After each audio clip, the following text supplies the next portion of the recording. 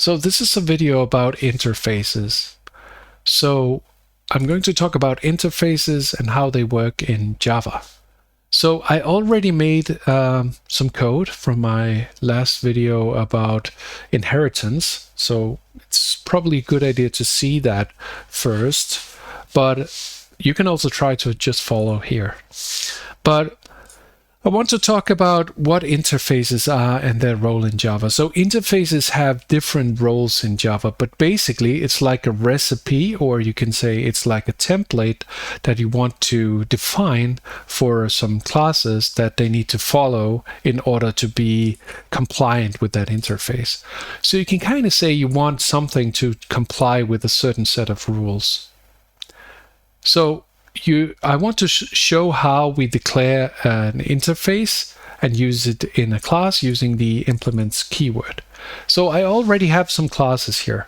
I have an animal class, which has a name, health, location, and I can move it around and it can make some sound. And I have a wombat that's it can do a different sound. It overrides that method, and it can eat a stone because wombats can do that. So let's say I want to use an example here. Let's say I have something like a gaming system. And let's say this game system, the way that it works is that it will actually, let me just remove this part. What I want it to do is it kind of has a loop that it's doing, like while true here. Too much Python. While true, I want to do this. This is my game loop. And then I will something like thread sleep for 100 milliseconds or something like that. And then I need to do some nasty things here, 2 seconds, like that. So just trust me, this will make the computer sleep for 1/10 of a second, and then I'll do something. So my idea is that I want every, let's call them actor. So every actor that I have in the game, I want them to do something. An actor is a class or something. You can just imagine it like that. I want every actor to do an act. So let's say that I wanted every wombat to do something every 10 milliseconds. It would be maybe they walk around, maybe they eat leaves, maybe they kill other animals, maybe they making cooking recipes for the Teletubbies or something. I have no idea what they are doing. They're doing something, and I'm not to define it here. I just want to make sure that everyone is able to do that. So for that, I could define in here, I could define on animal, I could define a method for acting. So that would be pretty nice, because then wombat would also inherit that. So I can do in here, I can say like public void act. Okay. And then I'm at some location. Okay, that's what it says. Acting out some stuff, right? So now they can act. So what I could do now with all my animals here is I could say for each animal that I have, I added these to a list of animals. I could say act, right? So that would mean that every 10 milliseconds, let me try to run that, they would act first.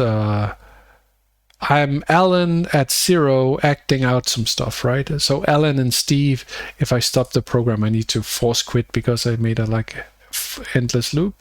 We can see it says, I'm Alan at 0, I'm acting out some stuff, right? And then I'm Steve at 0, so that would work. So every single time that I create something I want into my game, I want them to be able to act. But now I want a car in here, so let's try to do that. New car. This is my new class. And of course, car should also be able to act. But the problem is the only thing that defines how to act is animal here. And I cannot extend animal because the car doesn't have, let's say, a name, for example, or it doesn't have health or something like that. It's not really, we can't really say a car is an animal. It doesn't make any sense. So we need to do something. Of course, we could just remember to do like a car in here, but then the problem would be if I create a new car now, let me show you. Car C equals new car. And I want to add that car to my list of animals. Add. Then I cannot add it to my list of animals because the car is not really an animal. So what to do? I could make like a superclass called actor then, and then I could, create an act method on there or something like weird like that. But there's actually a nice way that we can define something like that. The only thing I'm forcing every animal here to do is to act. So what if I could just define that all classes that uses a specific interface needs to have this act method, and this is what we can do with an interface. So if I create a new Java class, can I put an interface? I just do like this. I click interface and new Java class, and then I click interface. Doesn't really make sense, and then I want to name it something, and I'm going to call it something like actable or something, meaning that it can be acted upon. And I might even call it I to signify it's an interface. This is not really something normally done in Java. I just like to do it with the I in front of it. You can call it what you want, of course, but it's not like normal to do that. But I do it to signify an interface. So in the interface, we cannot put any real things so we can define a method like public void act, and we cannot define what the method should do in here. We cannot do something like this. We'll get an error saying, hey, this is an interface. Interfaces you cannot do in implementation. So we cannot put any implementation here. So it's kind of weird. We can just define a method that doesn't do anything. That's pretty weird. So now we have iActable. So that means we can say, okay, I want the car. I want that to be implements iActable. Now I get an error saying, oh, if you want the car to be an actable one, you have to implement this method called act. I am a car acting. Wow.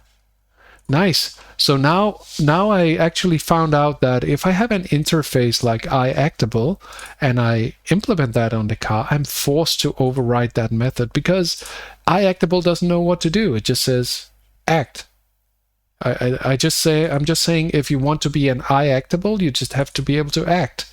And that's basically it. Nothing more. That's an interface.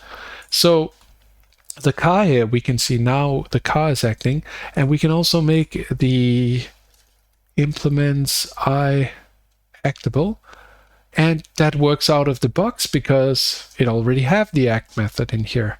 And the wombat will also inherit from animal, so that will also be iActable because the animal is iActable. So we actually inherit the interface like that as well. Pretty nice. So what's the point now? The point is I can now, instead of making a list of animals where on animals I can do like all kinds of stuff, like on the wombat I can eat stone, but I only want to call the act method really. So what I do instead is I change my list from animals into using iActable. So it means I'm going to create a new list of actable interfaces, really, meaning that anyone that wants to be part of these actable, let's call it actors instead. I think it's a better name. So we have a list of actors and they are all actable, meaning they all need to have a method called act. And now I cannot, I have some problem here, animals add, because, so I'm going to say actors.add here, actors.add, actors.add. And because they all adhere to this simple interface, they all are able to join this list, even though they are both an animal, a wombat, and a car. Very different, and some of them has names and some of them don't, and some of them have, you know, can eat stone and some of them don't. It doesn't really matter because the car and the wombats, they all have the same interface.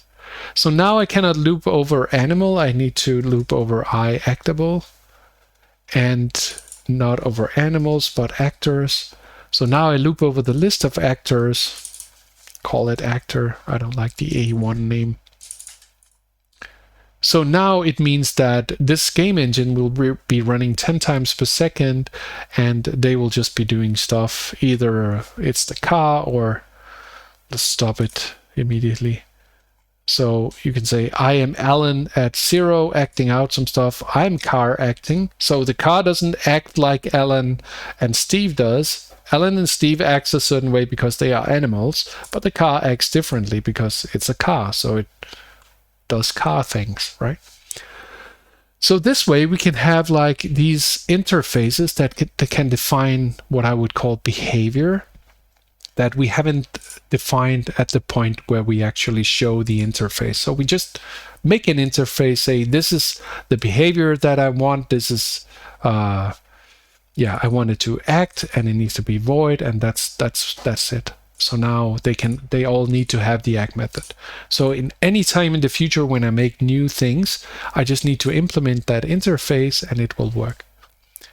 Another cool feature of interfaces that I think is pretty important is that we can actually implement multiple interfaces.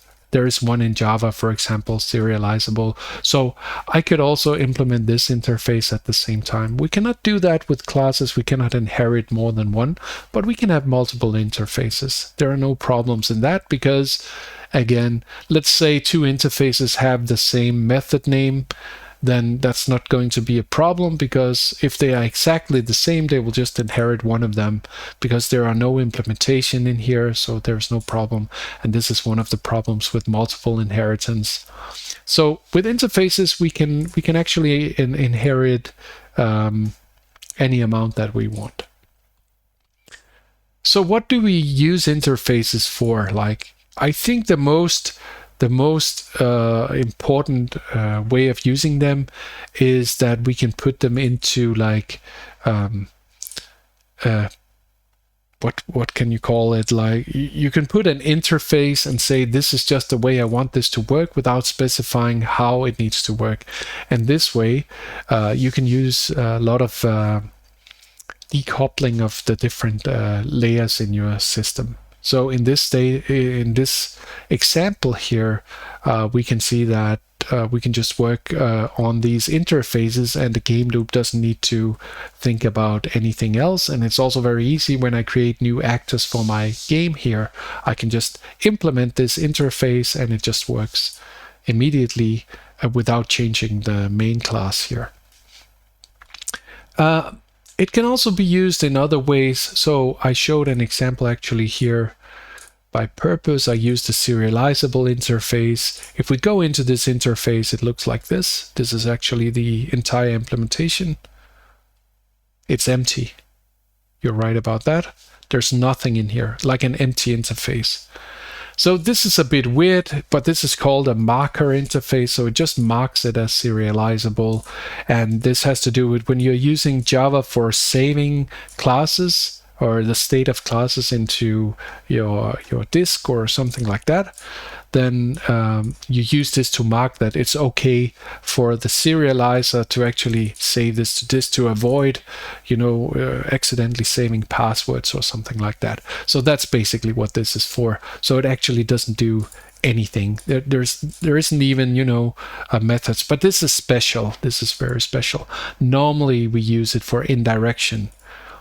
So basically for any class you can have an interface like that, and then you can use indirection for doing that, like making a nice decoupling of your classes. Yes, so that's it with the interfaces.